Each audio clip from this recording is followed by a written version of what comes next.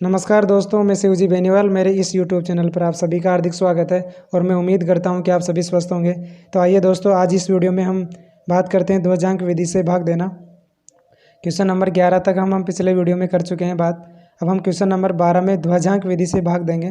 तो ध्वजांक विधि से भाग किस प्रकार से दिया जाता है दोस्तों, ध्यान से सुनना। आपको सबसे पहले इस प्रकार से एक डायग्राम बना लेना है और यहाँ पे आपको इस प्रकार से डायग्राम बनाने के बाद में आपको क्या करना है कि जिसका भाग लगाना है उसका इकाई जो अंक है उसको तो यहाँ लिख देना है और उसका जो बाकी नंबर बच गया है उसको आपको यहाँ लिख देना है। फिर उसके बाद में इसका जो इकाई नंबर आपने यहाँ लिखा था तो इधर से संख्या का इकाई नंबर भी आपको यहाँ लिख देना है। बाकी ये जो नंबर बच रहे हैं उनको यहाँ पर थोड़ा दूरी दूरी लिख देना है, गैप गैप से। ऐसा करने के बाद में मैंने आपको दोस्तों उदाहरणों में बताया था कि जो ध्वजांक विधि होती है उसमें एक प्रक्रिया करनी होती है। हमें सबसे पहले भाग देना होता है, फिर घटाना, फिर भाग देना, फिर घटाना। तो वो प्रक्रिया हमारे पास निरंतर रहेगी। तो सबसे पहले अगर मैं बात करूं तो ये जो 11 नंबर है वो हमेशा भाग देने में काम आएगा। तो ये तो हो गया भाजक और ये हमेशा गुणा करके घटाने में काम आएगा।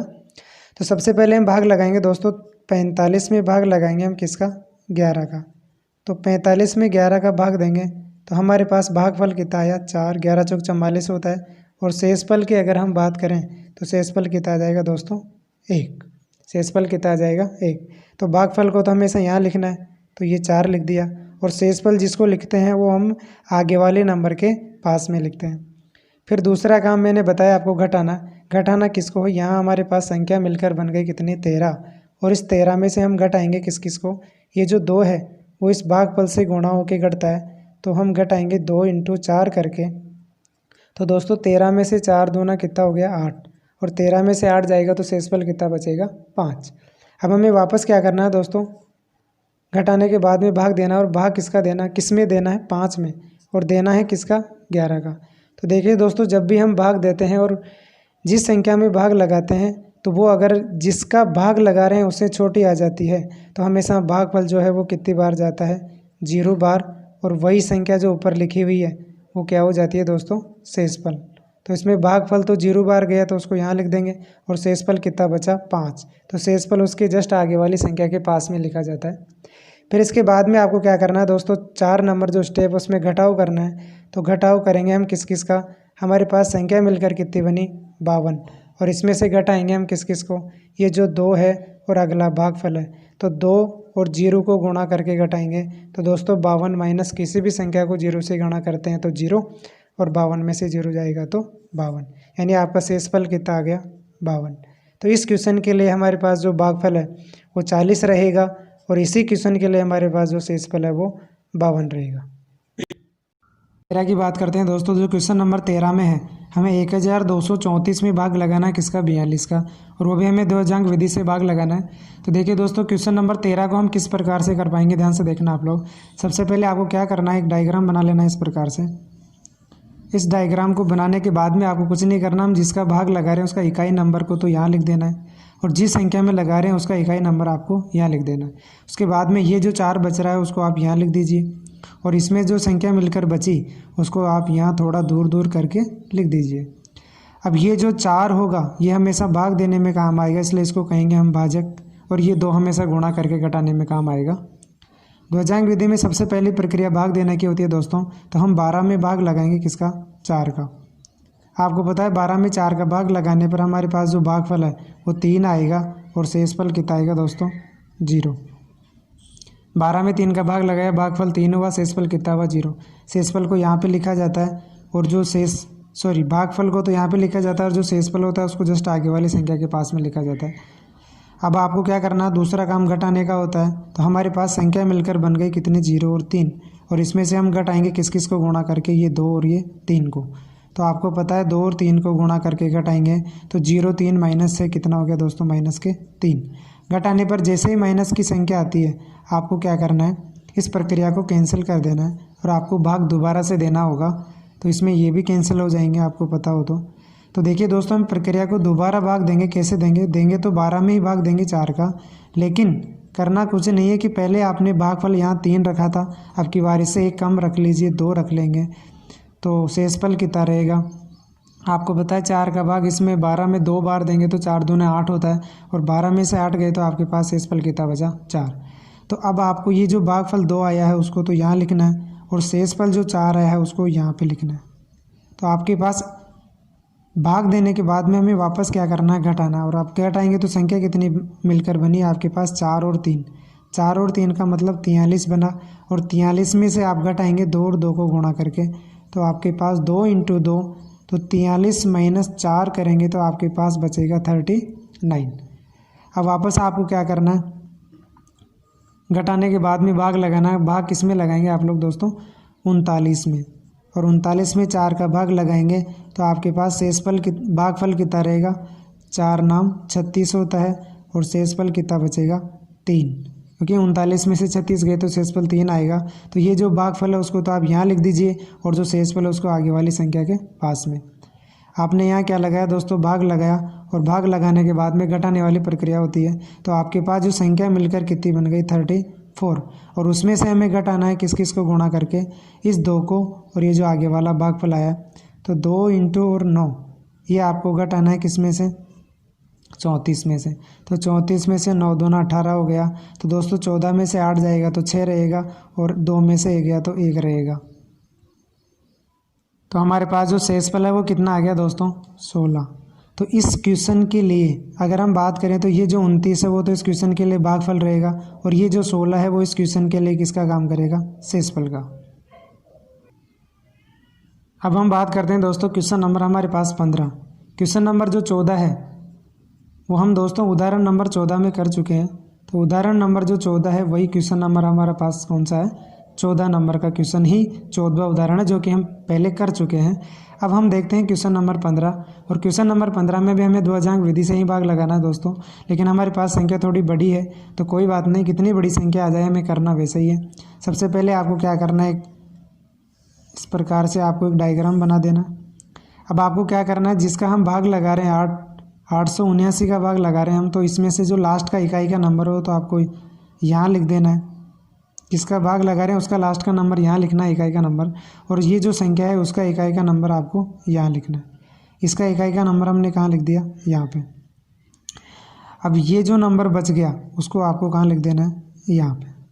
और इस संख्या में से जो नंबर बच गया ये पूरा वाला, इसको आप कहाँ लिख देंगे, यहाँ पे, थोड़ा गैप में, 1 2 1 0 5 और 3।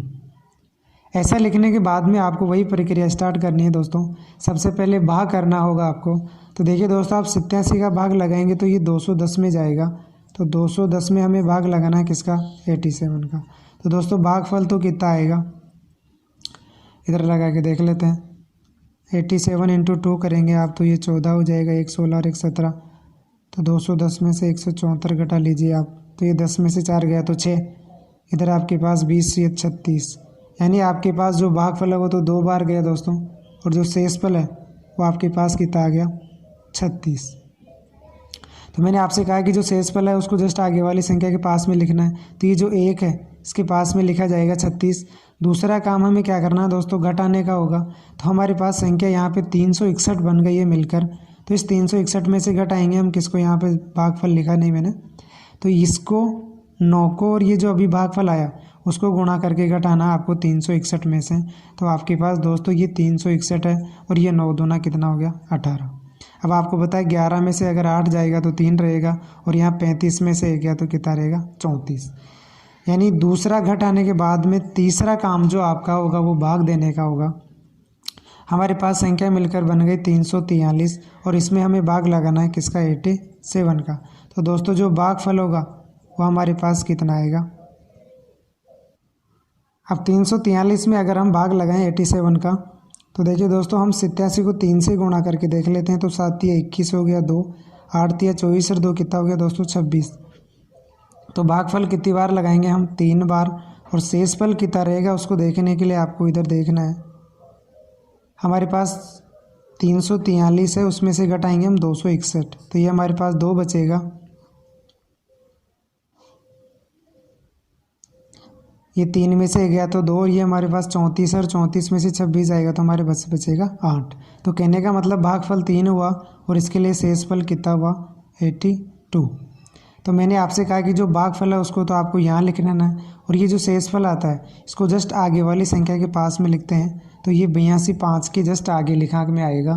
तो कहने का मतलब जो फोर्थ स्टेप हम करेंगे उसमें हमें क्या करना है, भाग देने के बाद में घटाव करना है। और घटाव के लिए आपके पास ये संख्या बनेगी 82 के बाद में 5, तो आपके पास संख्या बन गई 825।